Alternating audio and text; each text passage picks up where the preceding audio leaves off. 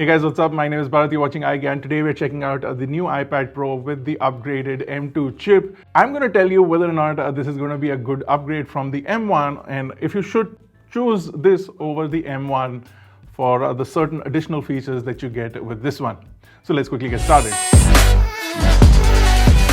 Now, at the outset, the iPad Pro remains one of the best tablets that you can buy. In fact, the iPad series in itself is the best-selling tablet for a reason. They've consistently made good tablets, and while Apple's latest lineup is a little bit confusing with the iPad Air, the iPad Mini, the iPad Pros, you still do have a distinction for the iPad Pros, which do offer up certain additional features. The iPad Pro 12.9-inch now costs 1,13,000 rupees as the base model starting price. And in fact, if you're thinking of picking up the Apple iPad with the M1 chip, that is currently on sale and starts at 93,000. So you save a considerable amount of money, more than 20,000 rupees on the last generation of the iPad Pro. And honestly, there's not a lot of difference between the iPad Pro M1 and the iPad Pro M2.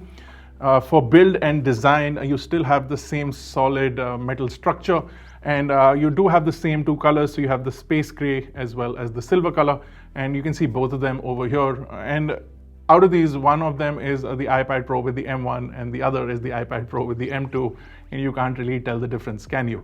The iPad Pro still has an impressive display with a 1000 nits of native brightness and 120 Hertz of refresh rate, 1600 nits of peak brightness for the 12.9-inch model.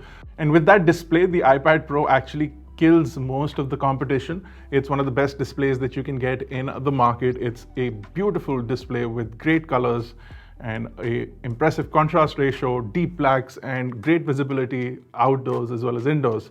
So all of those things still stack up for the iPad. You still have impressive cameras, 12 megapixel main cameras with 4K video recording. You also have the ability to record ProRes, but that is not natively available. And for the front-facing camera, you also get features like center stage, which are great for video conferences and video calling. But one feature that I think that the iPad Pro should have had this year, but they added to the iPad base model, is the landscape camera orientation. I think that makes a lot of sense for the iPad Pro, especially if you're going to be using it with this keyboard. Speaking of the keyboards, they're the same for the M1 and the M2. So if you owned a keyboard from the M1 generation iPad, it'll work with the M2 generation iPad as well. So you'll save your money there. It works with the Apple Pencil 2 as well, which is the same pencil, but it does add a new feature, which is the hover feature. Now, if you're thinking of buying the iPad for designing, for sketching, for drawing on the iPad, then the iPad Pro with the M2 chip will make a lot of sense because you get that hover feature. And if you're going to be primarily using that feature, the Apple Pencil and the iPad Pro together, then definitely the M2 makes a lot more sense because that hover feature is not going to be coming to the iPad Pro M1. But if you're not looking for that feature, then the iPad Pro M1 does basically do the same thing as the iPad Pro M2. Whereas the iPad Pro M2 does give you a performance uplift because the difference between the M1 and the M2 chip. Now, Apple has added and talked about a lot of video, ProRes video as well, so you can record and edit ProRes video on this. But natively, they don't offer a professional video editing software. So like Final Cut is there for Macs, you can't get a professional video editing software. You do have LumaFusion, which does work really well, but you don't have Apple's own native video editing software on this, which I feel is something that Apple is doing on purpose. They can easily port Final Cut because now the architecture is more or less the same. They can easily port Final Cut to the iPad, but there are two reasons I think that Apple doesn't want to do this. When you actually start rendering and exporting in Final Cut, there's a lot of heat that is generated, and Macs have a really nice heat dissipation in comparison to the iPad, which is a really thin sandwich. So there's just a larger surface area on MacBooks, MacBook Airs, and even Mac Studios, Mac Minis, and even the thin iMac.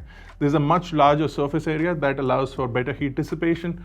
So I think that is one of the reasons. And I think the other reason is that it will definitely eat into the sales of the Macs if the iPad Pro started to get Final Cut. So for somebody who's traveling, I personally would not use a MacBook if the iPad Pro could actually edit using Final Cut Pro. So I would install everything on this, use the Thunderbolt port for an external drive, and this would be a perfect mobile editing station.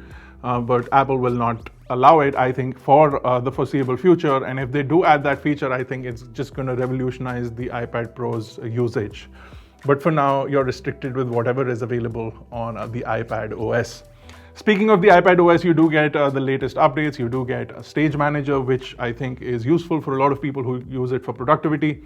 And with the LiDAR sensor, you do get some professional applications that you can use. You also have a lot of AR features, measuring, and all of that.